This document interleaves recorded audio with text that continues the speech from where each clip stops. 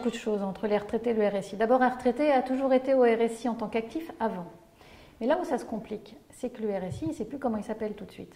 C'est-à-dire qu'on a mélangé des caisses, d'accord, et on a des gros dysfonctionnements en ce moment. Bon, ça va, il paraît que dans 2 ans, ce sera terminé. Mais en attendant, l'autre jour, j'étais avec un retraité, donc il vend son affaire. Donc, pas compliqué jusque-là, il payait son RSI tous les mois, il vend son affaire. Donc il écrit au RSI et il demande à liquider sa retraite. Pas de réponse, mais le problème, c'est qu'on continue à lui appeler des cotisations.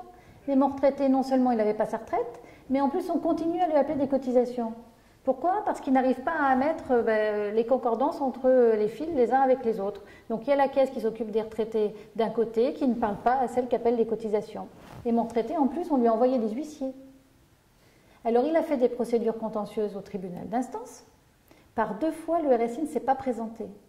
Et mon retraité, donc, son affaire a été classée. Et quand il a voulu se présenter sur des listes CGPME pour être candidat aux élections pour faire changer les choses, on l'a rendu inéligible parce qu'il avait un contentieux avec le RSI, qu'il n'aurait pas payé des cotisations qu'il ne doit pas.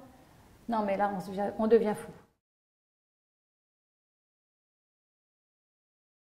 Le retraité, c'est très important. Pourquoi? Parce que déjà, malheureusement, quand il est indépendant, souvent il a une petite retraite. Et parfois, il peut arriver qu'il tombe malade. Et qui c'est qui doit lui verser ses soins? C'est le RSI. Donc, nous, les travailleurs indépendants, on doit faire attention à ce que notre régime soit solide, fiable, pour pouvoir garantir jusqu'à la fin de la vie tout ce qu'il faut pour le retraité, jusqu'à son accompagnement en maison de retraite.